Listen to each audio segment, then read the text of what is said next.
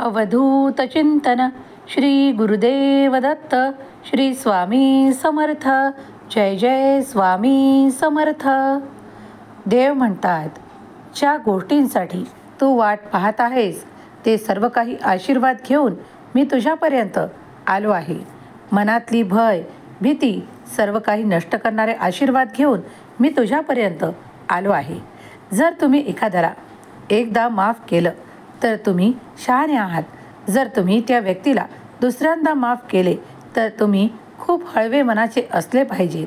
पण जर तुम्ही त्या व्यक्तीला तिसऱ्यांदा माफ केले तर तुमची गिनती ते मूर्खात करतील, कारण ते जाणून घेतील की तुमच्यात ती कुणाला ओळखण्याची क्षमता नाही का. जर तुम्ही अशी चूक करत असाल तर ते करणे थांबवा, कारण दुनिया मतलबी आहे. जिथे मतलब पूर्ण झाला, जिथे स्वार्थ पूर्ण झाला, तिथून तुम्हाला न काही देता ते तिथून निघून जातात. देव म्हणतात, बाळा, मला माहीत आहे काही लोक तुझ्या आयुष्यातून अशा प्रकारे गेले आहेत ज्यांनी तुझा खूप काही उपयोग केला आहे, तुला एकदम रिकामे केले आहे. मला माहीत आहे की त्यांनी तुझे मन दुखावले आहे. त्यांनी तुला त्या वेदनाही पोहोचवल्या आहेत आणि तुला तुझ्या काही नात्यांपासूनही दूर करण्यात आले आहे. पण आता भिवू नकोस, तुझा देव तुझ्या पाठीशी उभा आहे. जेव्हा तुम्ही काही स्वनिर्णय घेऊ इच्छिता तेव्हा देवावर पूर्ण विश्वास ठेवा आणि तुमच्याकडे जे काही संकेत येत आहे त्यावर विश्वास ठेवा. तुम्हाला ती दिव्य शक्ती मदत करेल. तुम्ही ज्याप्रमाणे माझ्याकडे आला आहात, तर आता या संपूर्ण ब्रह्मांडाच्या शक्तीवर विश्वास ठेवा की तुम्ही जे काही मागत आहात ते तुम्हाला दिल्या जाईल, ते तुम्हाला मिळेल. देव म्हणतात, बाळा, पुढील काही मिनिटे या संदेशावर लक्ष केंद्रित कर, कारण हा संदेश तुझ्यासाठीच पाठवला आहे. तुझ्या जीवनातून तुला संकटमुक्त करणारे आशीर्वाद घेऊन आलेला हा संदेश आहे आणि लवकरच तुम्ही ती आनंदाची बातमी आपल्या कानांनी ऐकाल, कारण देव तुमच्यापर्यंत ती पाठवत आहेत. तुम्ही जे काही कर्म करत आहात ते देव पाहत आहे. तुमच्या वेदना दुःख हरण करणारा हा संदेश ज्या क्षणाला तुम्हाला प्राप्त होईल त्या क्षणापासून तुमची ऊर्जा वाढवण्यात येत आहे. तुम्ही ज्या ठिकाणी कार्य करता आणि तुमचे कार्यक्षेत्र मानता त्या कार्यक्षेत्रात आता तुम्हाला खूप मान सन्मानही प्राप्त होणार आहे. तुम्ही ज्या ठिकाणी काही काळापूर्वी असे पाहिले होते की तुम्ही आता ते कर्म सोडून देणार, तुम्ही त्यापासून दूर जाऊ लागला होतात, कारण तुम्हाला तुमच्याप्रमाणे मनाप्रमाणे इच्छित प्रगती साध्य होत नव्हती. पण देव म्हणतात, बाळा, घाबरू नकोस. जे आशीर्वाद येत आहेत ते तुझ्यासाठीच आहेत.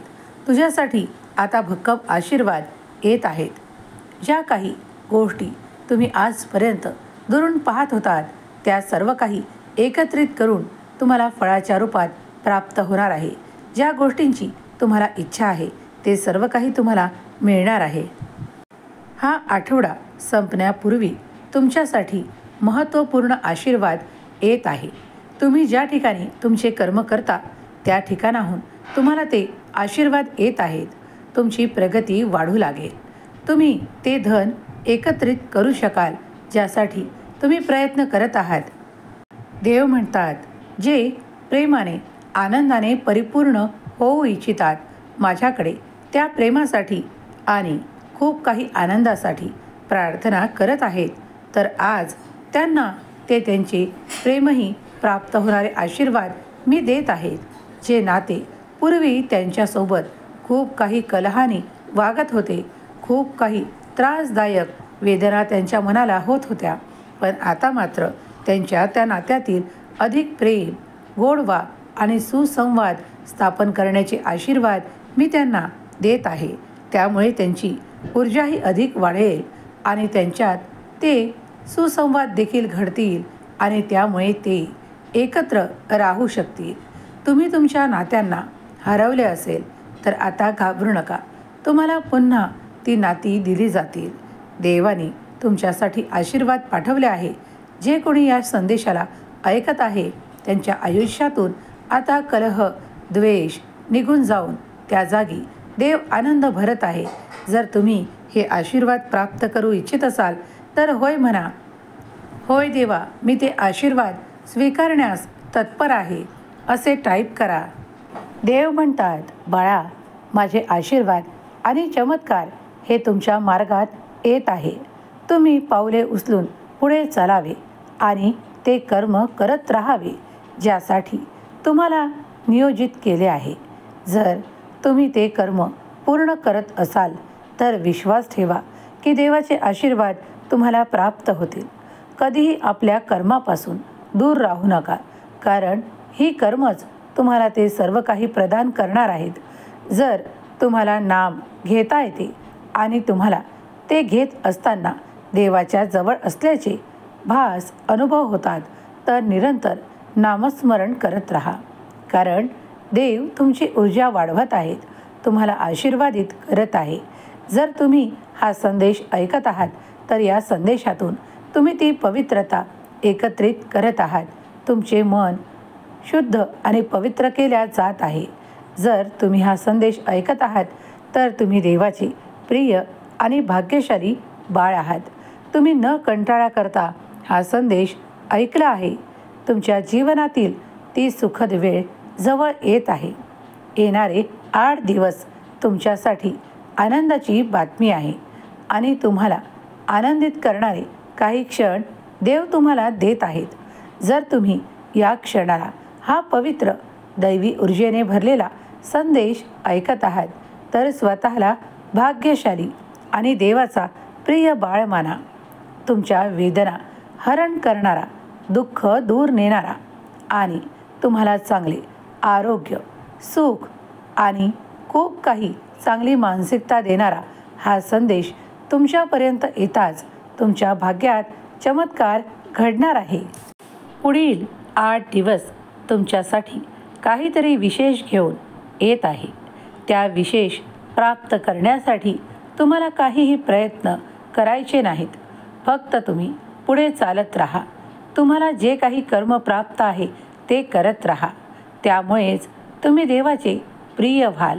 देव म्हणतात, कधीकधी तुम्ही जे काही करत असता त्या व्यतिरिक्त तुमच्या मनात येणारे विचार देखील मी पाहत असतो. तुम्ही जर इतरांविषयी चांगले विचार करत असाल, ठेवत असाल, दयाभाव तुमच्या अंतःकरणातून वाहत असेल तर त्या सर्व गोष्टींना मी माफ करेल ज्या तुमच्याकडून चुकीच्या घडल्या आहेत. देव म्हणतात, जेव्हा तुझे मन पवित्र होते. कोणी एखाद्याने मोठी चूक करूनही जर तुम्ही मनापासून त्याला माफ केले, त्याला त्या पापातून मुक्त होण्यासाठी देवाला प्रार्थना केली तर मी अधिक प्रसन्न होतो. देव म्हणतात, जेव्हा तुझ्या मनात खूप काही द्वेष भावना नसते आणि तू फक्त देवाचा प्रिय बाळ असतो आणि तुझ्या मनात येणारे प्रत्येक विचार मी जाणतो. बाळा, विश्वास ठेव. देवाचे अफाट कार्य तुझ्यासाठी सुरू आहे. ते कधीही थांबणारे नाही.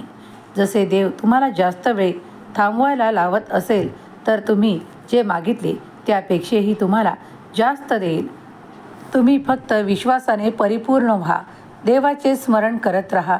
स्वामी माऊलीचा हा संदेश तुमच्यापर्यंत आला आहे तर तुम्ही स्वतःला भाग्यशाली माना, कारण मोठे परिवर्तन घडत आहे जे तुमच्यासाठी अत्यंत शुभ परिणाम घेऊन आले आहे. स्वामी माऊलीचा हा संदेश जिथे कुठे ऐकला जाईल ती जागा पवित्र होईल. ऐकणारे मन, हृदय पवित्र होईल. सर्व काही चांगल्या इच्छा पूर्ण होतील. स्वामी माऊली त्यांना आशीर्वादित करो. तुमचे सुख समाधान वाढो ही स्वामी माऊली चरणी प्रार्थना. केलेली सेवा स्वामी चरणी अर्पण करते. श्री स्वामी समर्थ. जय जय स्वामी समर्थ.